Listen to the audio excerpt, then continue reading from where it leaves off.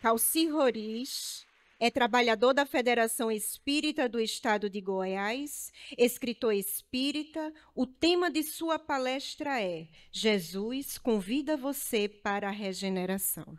Bem-vindo. Que belezura! Vou falar uma coisinha para vocês.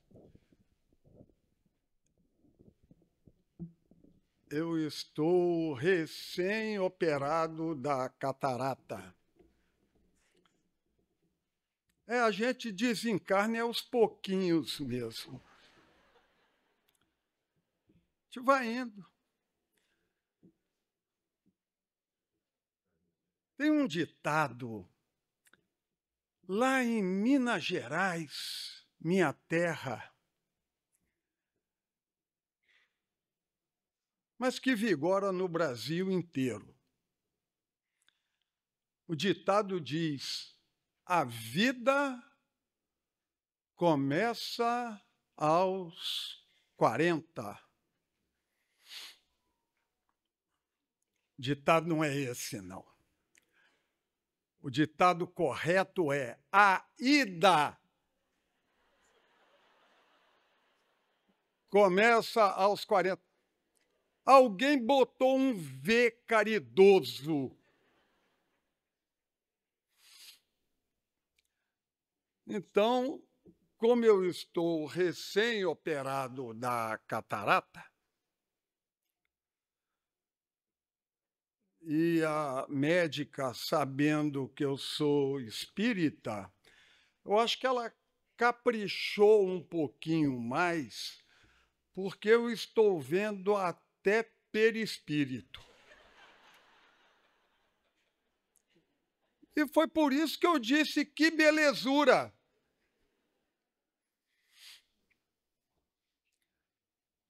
Tanta coisa bonita para ver. A irmã Merijane está aí?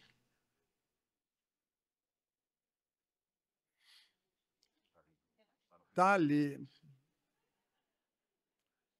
Lá no fundo.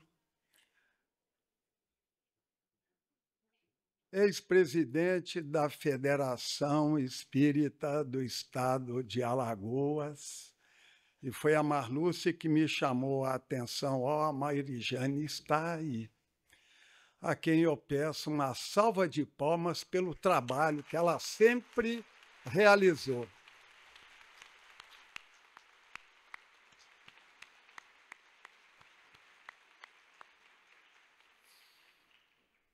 Está vendo como é bom enxergar perispírito?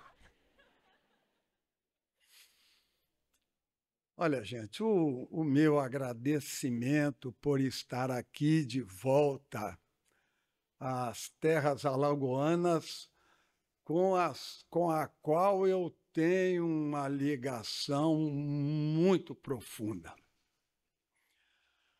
Já conheço Alagoas desde muito tempo. Não vou dizer o tempo para ninguém ficar calculando nada aí. Mas olha só o tema que me deram de presente. Jesus convida você, você mesmo, você. Jesus convida você para a regeneração.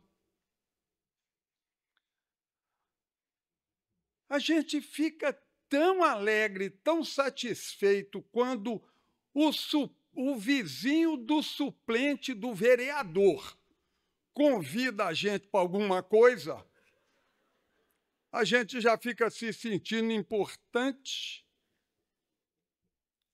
O Cristo convida você para a regeneração.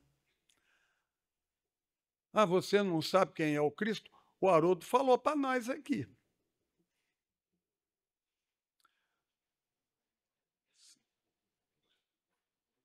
São aqueles espíritos que chegaram ao ponto máximo da evolução. Podemos entender da criatura. Deus está colocado no infinito da perfeição. Criador. O Cristo, esse que está convidando você, está colocado no ponto máximo da evolução. Eu não estou querendo criar mais nenhuma divergência entre nós, não. Eu acho que a gente já tem suficiente. Mas é uma oportunidade boa que a gente tem para conversar com os amigos a respeito disso, entre nós, espíritas. Porque, se não me engano, na questão 169 do Livro dos Espíritos, tem a seguinte informação: o progresso é quase infinito. Se é quase infinito, infinito não é. Quase infinito. Deus está no ponto infinito. O progresso da criatura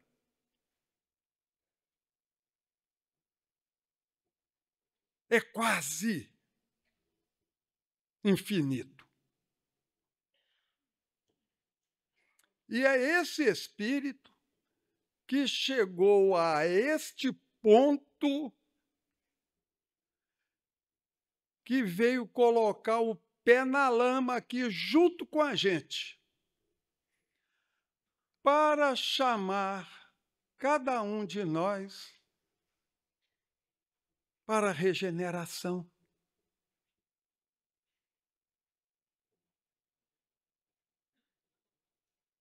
Que coisa magnífica isso! Quanta honra!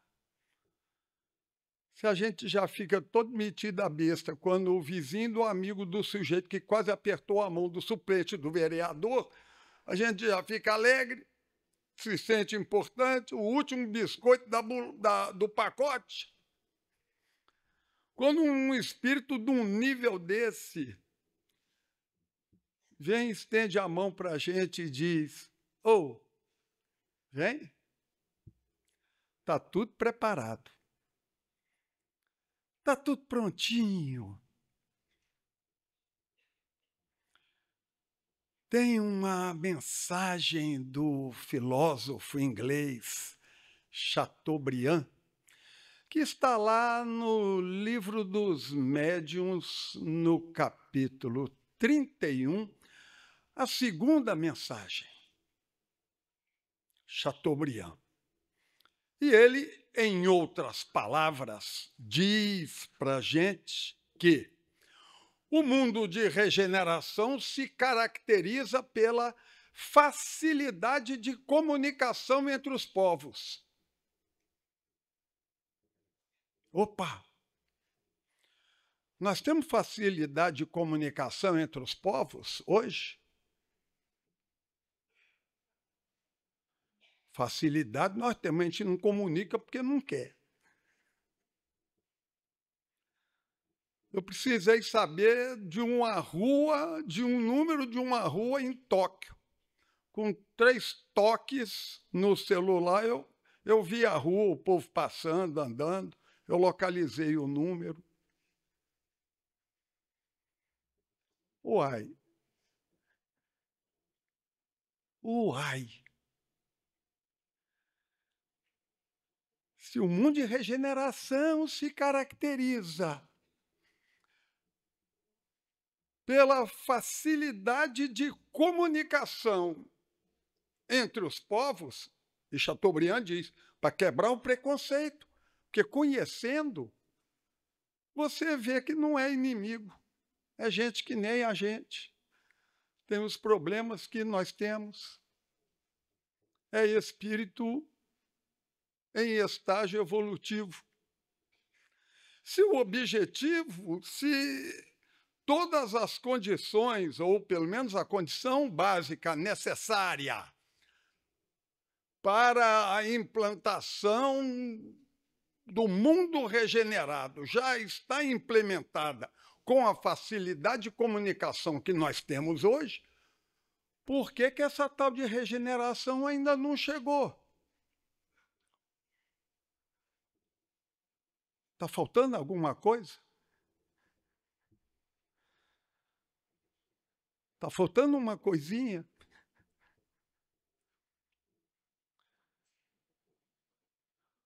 O que que caracteriza um planeta como primitivo, expiação em prova, regeneração, ditoso ou celeste? São os tipos, os níveis de mundos, a classificação evolutiva dos mundos habitados. O que caracteriza? A maioria da sua população. Não é a totalidade, é a maioria. E o que é maioria? 50% mais 1.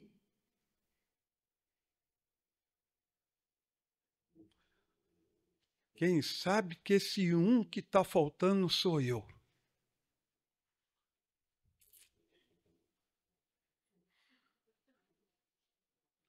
Olha o convite que o Cristo faz. O convite ainda está em aberto. E ele nem botou aquela condição lá, aquelas letrinhas que a gente encontra nos convites sofisticados, né? Responder s'il vous plaît, né? Responde se vem, né? Puxa vida, aqui no Brasil foi traduzido assim. É um convite atualíssimo a todos nós. E o interessante é que hoje de manhã, cedinho, acordei muito cedo. Velho não dorme muito, eu não sei por quê.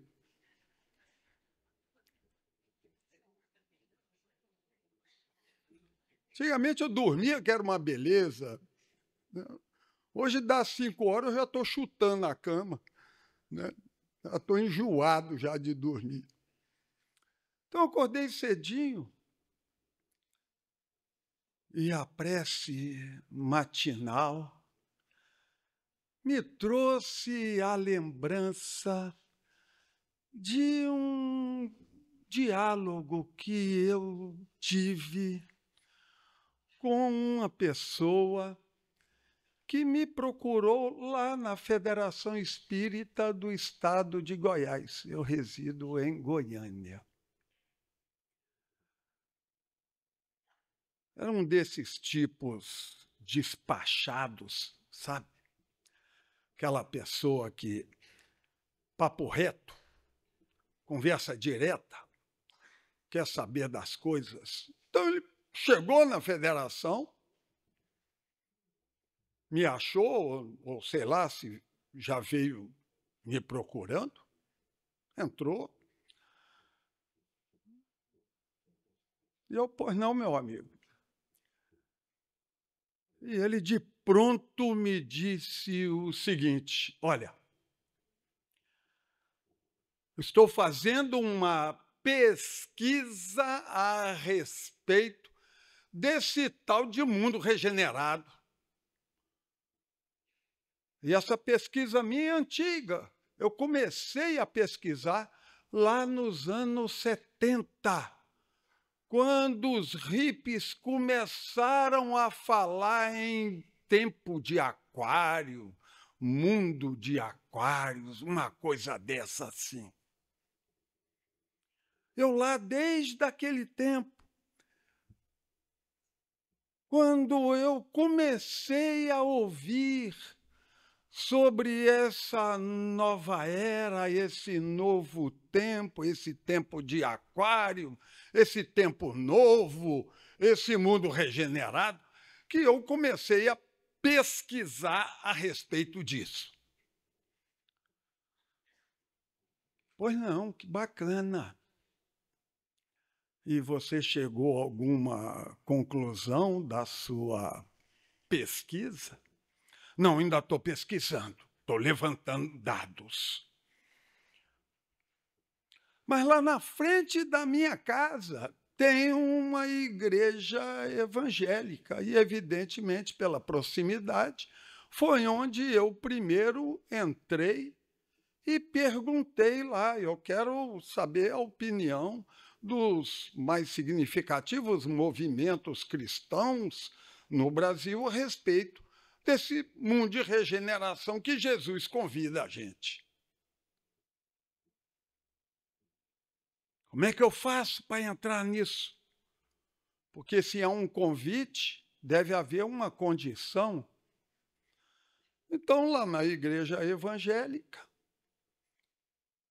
fui muito bem atendido e o digno pastor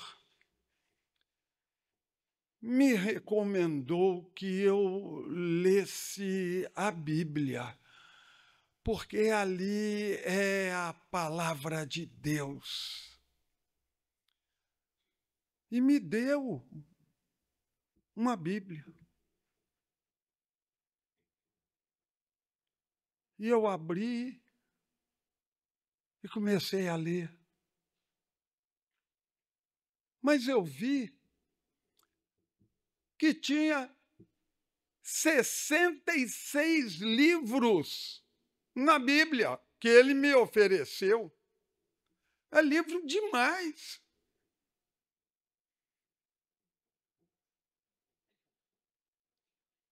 E eu comecei a ler lá do primeiro livro, Gênesis, em que Deus fala no plural: façamos nós a terra, façamos o homem.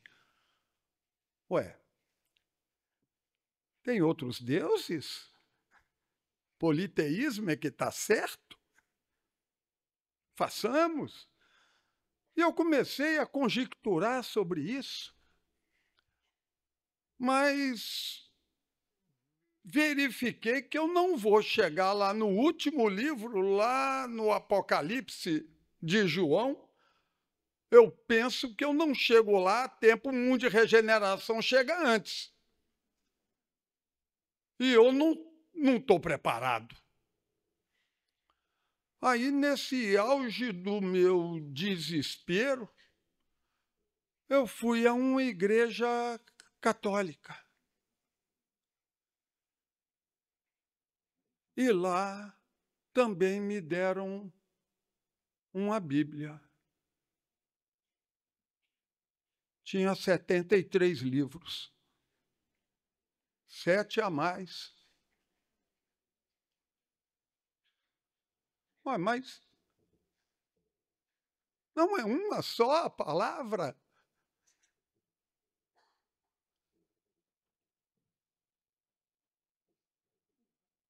Como entender isso? Num dia que eu estava num desespero muito grande, ali lendo ainda no Antigo Testamento, um amigo me falou: você já conversou com algum espírita? Você vai, procura um espírito. Porque você chega lá, o santo baixa,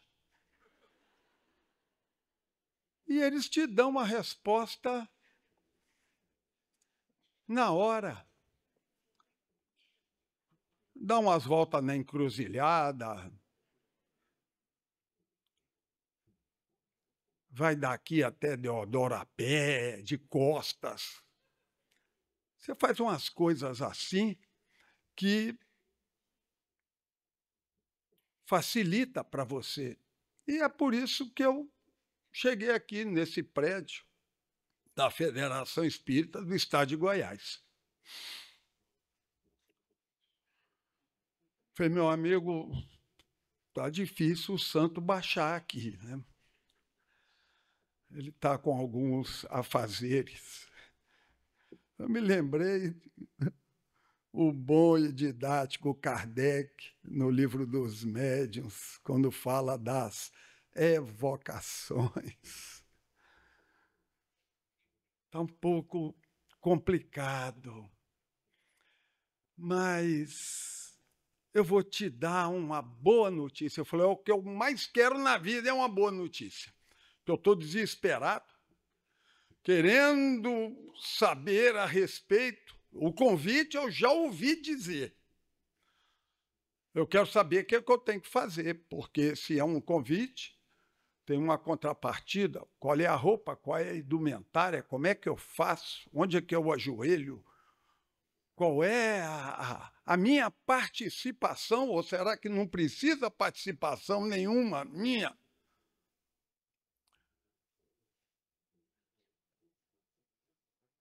Meu amigo, eu tenho a boa notícia para te dizer que Jesus é o facilitador por excelência. Ele pegou todo o Antigo Testamento. Ele falou, pois é, 39 livros na igreja evangélica, 46 livros na igreja católica. Falei, pois é.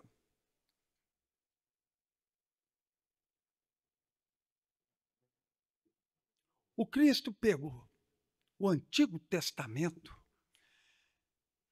e sintetizou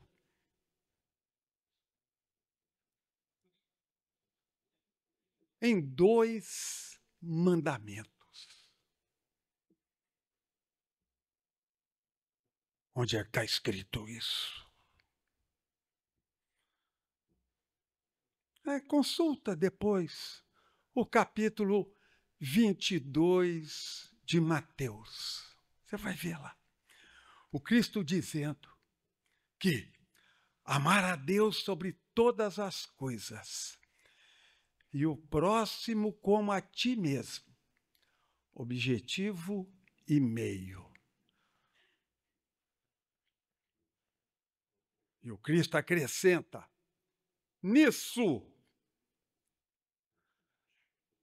nessa atuação devocional com Deus e relacional com o próximo, o Cristo diz,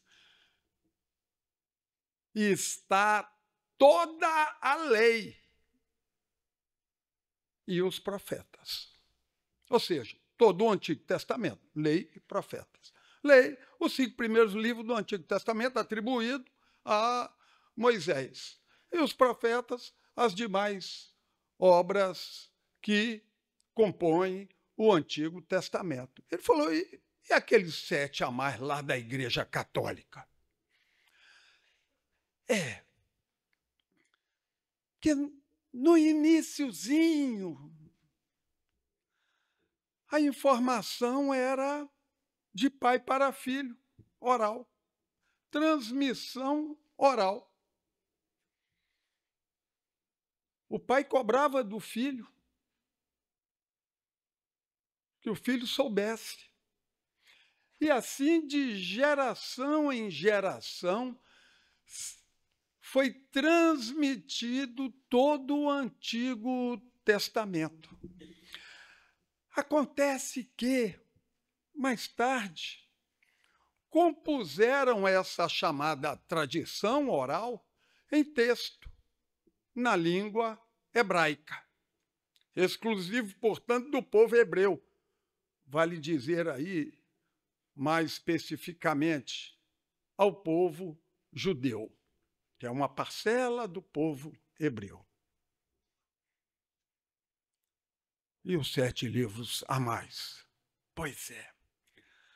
alguns séculos antes de Cristo, fizeram uma tradução para o grego. Foi uma brigalhada geral. Acusaram de fake news, foi uma coisa que não pode, tal. Mas o texto grego prevaleceu para os povos de língua grega. E nesta tradução grega foram inseridos 7 livros que não compunham o texto da Bíblia hebraica.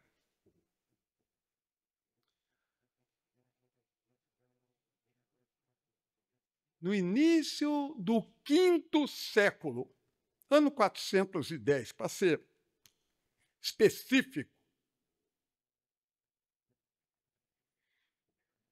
um intelectual chamado Jerônimo traduziu tanto o texto hebraico quanto o texto grego, traduziu para o latim. O latim falado pelo povo, não o latim clássico, mas o latim comum das ruas, chamado de Vulgata, ou seja, o latim falado pelo vulgo, pelo povão. Originou o texto, a tradução latina, hebraico, grego, latim. E na versão latina, Jerônimo incorporou aqueles 7 livros a mais que constam da tradução grega. Tem um nome até meio diferente. São chamados de livros deuterocanônicos. 7 livros a mais. Então, chega em casa e dá uma olhada na Bíblia. Quem é que tem a Bíblia em casa aí? Chega em casa e dá uma olhada. Se tiver 66 livros, é porque essa tradução veio da tradução hebraica. Porque Lutero, ao fazer a reforma protestante, adotou o texto hebraico. Então, não incorporou os 7 livros. Muitas Bíblias do movimento evangélico, publicadas pelo movimento evangélico, reproduzem hoje aquele texto no Antigo Testamento da tradução do hebraico.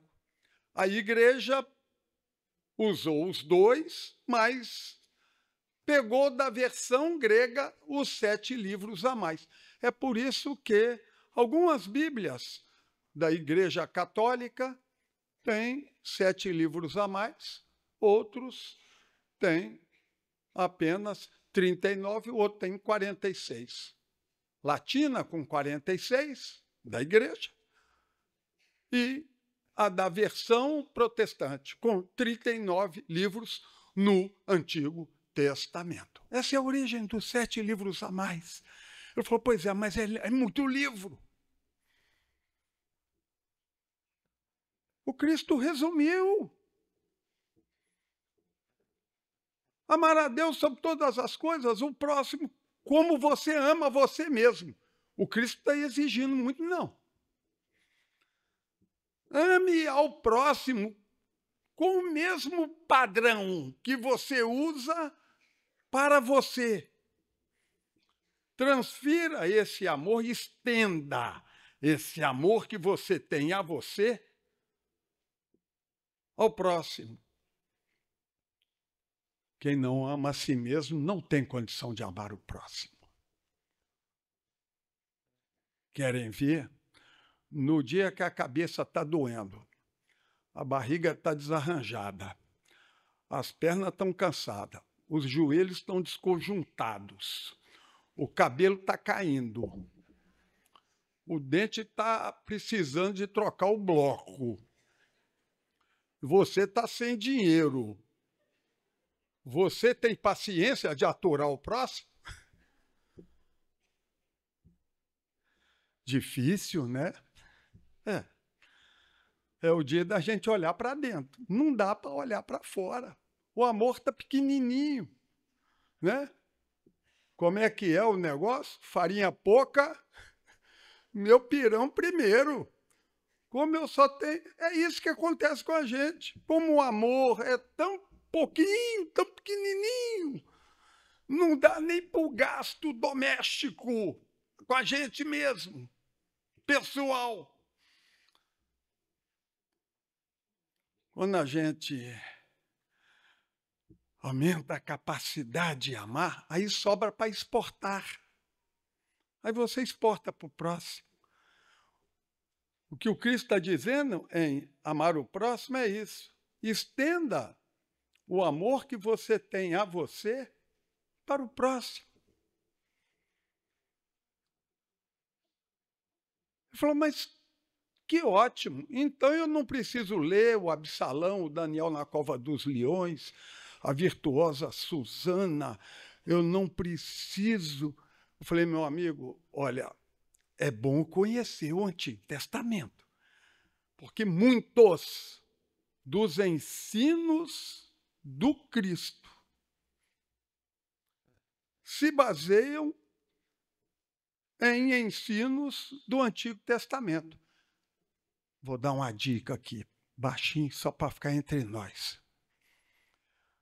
Na hora do papo aqui, ó, vocês apertam o Haroldo, aproveitar que ele não está aqui, está dando uma entrevista ali diante, vocês apertam o Haroldo para ele dizer para nós os pontos em que Jesus liga o ensino do Antigo Testamento com o ensino que ele coloca. Ele se reporta ao Antigo Testamento. Então, conhecer o Antigo Testamento é excelente. Mas para o teu caso, você está com pressa? Eu estou com a pressa danada. Eu quero me inscrever hoje no Mundo de Regeneração. Eu quero a ficha para botar o meu nome lá, CPF.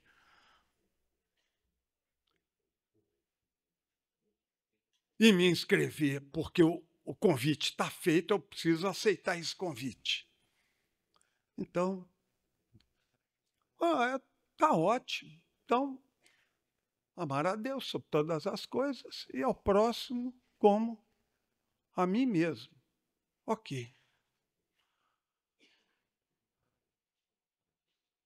Então, para que tem Novo Testamento? Se está tudo na lei, se está tudo no Antigo Testamento, para que Novo Testamento? Que são os ensinos do Cristo e a partir dele. Para quê?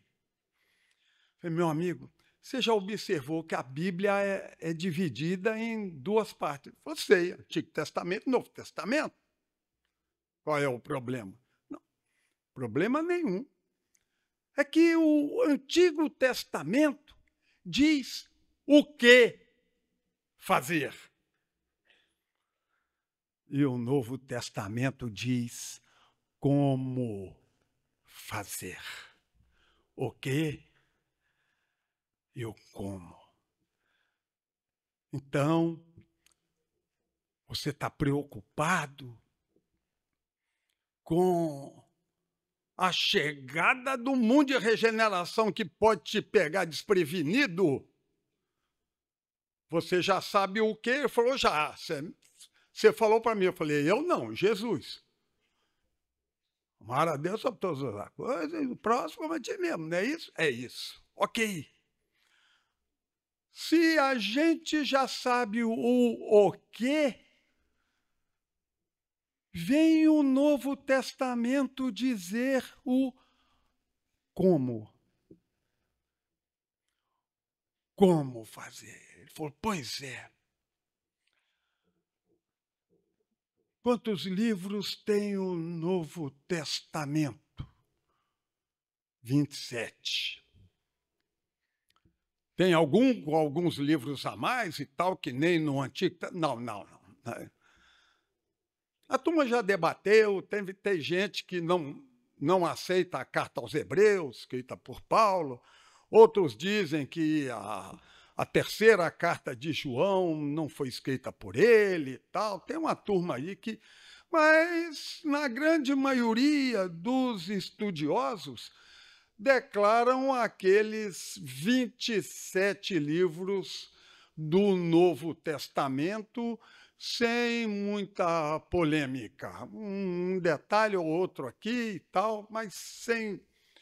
É incontestável, não é como o Antigo Testamento, que efetivamente tem 7 livros a mais aí, entre uma versão e outra. 27. Falou, como assim? Os 4 evangelistas, Mateus, Marcos, Lucas, João. Antigamente tinha uma tonelada. Tinha evangelho de Pedro, evangelho de Maria. Tinha evangelho para tudo quanto é jeito e de tudo quanto é modo que vocês pensarem. Eu fico imaginando o imenso trabalho que teve Jerônimo no início do V século em selecionar coisa inspirada. Porque senão nós teríamos 72 evangelhos e cada um escrito uma coisa diferente. Porque naquele tempo não tinha xerox. Não tinha xerox. Como é que a pessoa fazia para reproduzir um livro? Copiava. E quando copiava, muitas das vezes, pulava uma palavra, pulava uma frase, pulava um período inteiro. Pior, alguns, quando não concordavam com o texto, acrescentavam. Esse texto está muito mal escrito. Discordo. Outros faziam anotação no pé de página. E quando alguém copiava esse evangelho, inseria aquele texto que ele tinha anotado.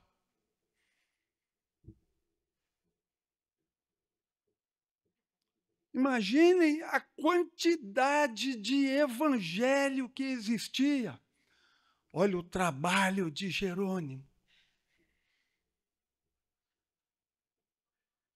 Muito pouco falado por todos nós, por todos os cristãos, mas um trabalho extraordinário em sintetizar todos os evangelhos nesses 4, Mateus, Marcos, Lucas e João. Ah, mas não são 27? São. Então, ainda falta 23. Cadê os demais? Atos dos Apóstolos. Olha, o que é isso? Atos dos Apóstolos é aquele relato dos acontecimentos após Jesus, principalmente de Paulo, Pedro e Tiago Menor. O nome Tiago Menor não é porque ele era menos evoluído, não, é porque tinha 2 Tiago. Um bem alto, chamado Tiago Maior, irmão de João. O outro, Tiago Menor, Tiaguinho. Estatura, só isso, para diferenciar. Os 4 evangelhos. O Apocalipse, 14 cartas de Paulo. Olha, se de 27 livros, 14, mais da metade do Novo Testamento é a orientação de Paulo. 14 cartas de Paulo. Registradas 3 cartas de João. Tem gente que diz que teve 5, 6, um número assim. Mas somente as 3 entraram. 2 cartas de Pedro. Uma carta de Judas, ele assustou os Iscariotes. Não, Judas Tadeu, também discípulo de Jesus. E uma carta de Tiago, menor. Ó, eu contei, deu 26. O Apocalipse de João, 27 livros. Falou, pois é livro demais. Eu vou dizer uma coisa para o senhor. Eu sou casado, minha sogra mora lá com a gente. Eu tenho 3 filhos, cada um com um gosto diferente. Eu tenho que levar um para o inglês, outro para o MMA.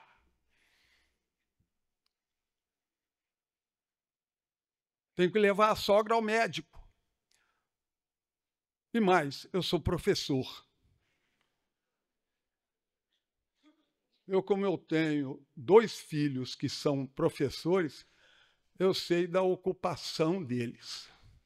Porque não é só dar aula, tem que preparar a aula. Depois você tem que corrigir a prova. O quê? 8 horas? Que 8? Bota 18, que dá pouco ainda. Meu amigo, não dá para ler os 27 livros. Porque eu estou querendo, não. Eu falei, vamos tentar facilitar isso. Ele falou, já sei. Tem uma síntese que nem no Antigo Testamento? Você manda que eu anoto, pronto. Estou matriculado na regeneração.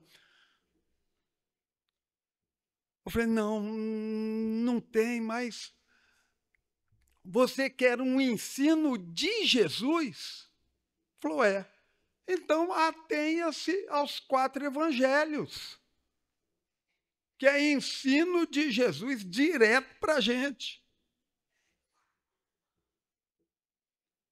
Qual deles? Eu gosto muito de Mateus. Escrevia bem. Corrige até alguns enganos de Marcos.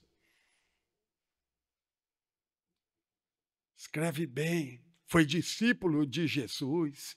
Mas João também foi. Mas o evangelho de João é depois que o mundo de regeneração foi implementado. Mais prático, chamado de evangelhos sinóticos, mais fácil. Mateus. Muito bem, muito obrigado. Evangelho de Mateus. Quantos capítulos tem o Evangelho de Mateus? Falei, 28. Ele falou, capítulo demais, eu não dou conta. Eu sou um homem prático e muito ocupado. Que além de tudo aquilo que eu falei para o senhor, levar a sogra ao médico, levar o menino ao MMA, levar o outro para o inglês, corrigir prova e tal, eu ainda tenho que atender Gmail, Instagram. Não dá, o tempo não dá. Acho que até Orkut ele falou. Eu acho que já desencarnou de velhinho, né?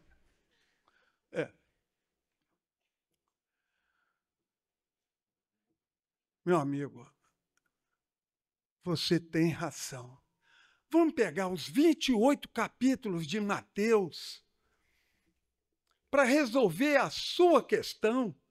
Jesus foi tão legal com a gente que ele fez uma síntese dos ensinamentos de que nós mais necessitamos para os dias de hoje.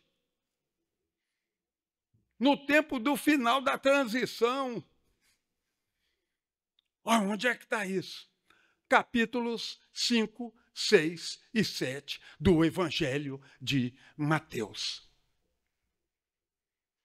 Chamado de uma forma geral, de os capítulos referentes ao Sermão do Monte, ou os capítulos das bem-aventuranças, das quais o Simão colocou aqui para a gente de uma forma inesquecível.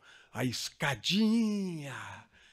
Começa com pobre de espírito, sabe nada, inocente, até chegar ao ponto máximo, em que a pessoa se sacrifica e recebe a injúria. Grande é a vossa recompensa quando vos injuriarem em meu nome e te perseguirem. Então, para atender à sua necessidade, de vez os 27 livros, o Evangelho, os 4 evangelhos. De vez os 4 evangelhos, o Evangelho de Mateus. De vez os 28 capítulos do Evangelho de Mateus, os capítulos 5, 6 e 7. Ele falou, ótimo, muito obrigado, mas eu ainda acho que é muita coisa. Vai que a regeneração já começou hoje de manhã. Se eu começar a ler agora os capítulos, da de tarde o Cristo chega, os defuntos levantam e eu estou despreparado.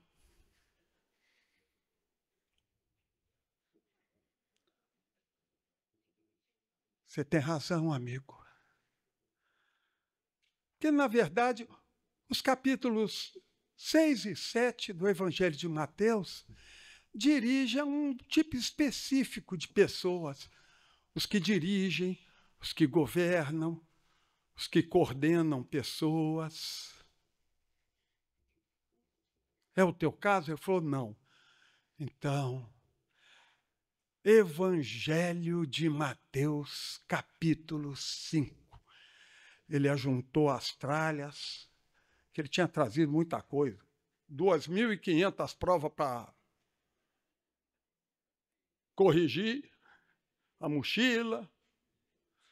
Eu estou vendo que vocês estão vendo na tela mental de vocês o tipo. Juntou tudo. Muito obrigado. Se levantou, parou, olhou para trás e perguntou, quantos versículos tem o capítulo 5?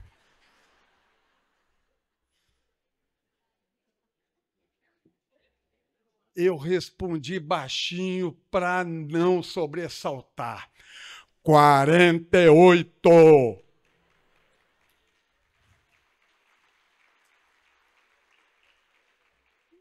Meu irmão, é versículo demais, eu não dou conta, eu já falei para você, eu sou professor, tenho a sogra, tenho os filhos, tenho as provas para corrigir, tenho o Orkut para ver, tenho o Gmail, tenho o Tinder.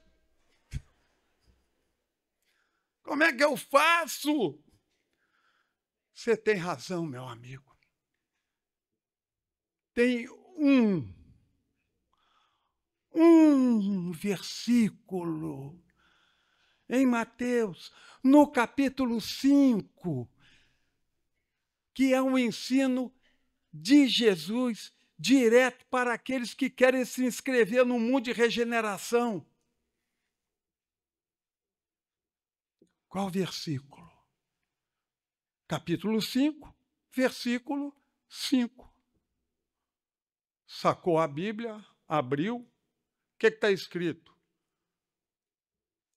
Eu falei, olha, está escrito, bem-aventurados os mansos, porque herdarão a terra regenerada. Ah, mas no meu não está escrito isso, não. No meu está uma outra coisa aqui. Na versão da Igreja Católica, o bem-aventurados os mansos está no versículo 4. Nas Bíblias, na tradução do Novo Testamento, vindo do grego, tal como a tradução de Haroldo Dutra Dias, gente, é um livro do grego para o português do Brasil, isso é fantástico. Presente para a gente. Direto. Lá, no original, portanto, no texto grego, está dito, está inscrito no versículo 5. Mas se eu citar no versículo 4, ok. Ah, muito bem, então basta ser manso? Eu falei, basta.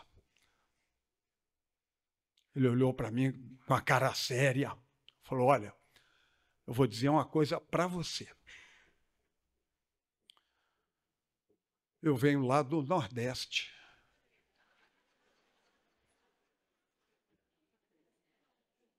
Meu povo é de Arapiraca.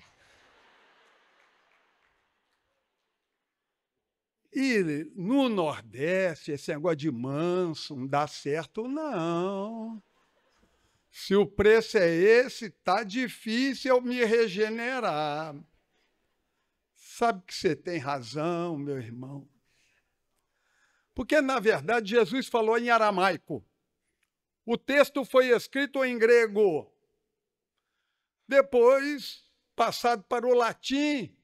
No ano 1600 e qualquer coisa, se não me engano, 1680, um homem chamado João Ferreira Almeida pegou um texto em holandês, que dizem que é uma versão de Erasmo de Roterdã, não se sabe, e traduziu esse texto holandês para o português de Portugal. Foi essa Bíblia, com esse texto, com essa variação, que chegou no Brasil com o capítulo em Mateus, capítulo 5, versículo 5, escrito: bem-aventurados os mansos. Mas dizem os filólogos, essa turma que entende desse negócio aí, dizem que, na verdade, o que Jesus disse, a melhor palavra que encaixa no ensino que Jesus deixou é: bem-aventurados os gentis, porque herdarão a terra regenerada. Esse é o preço que Jesus está pedindo para a gente.